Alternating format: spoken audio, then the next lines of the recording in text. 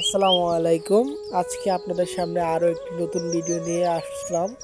আজকে আপনাদেরকে ওয়াক পাখি ধরার নিয়ম দেখাবো বা কিভাবে আমরা ধরি ওইটার নিয়ম দেখাবো।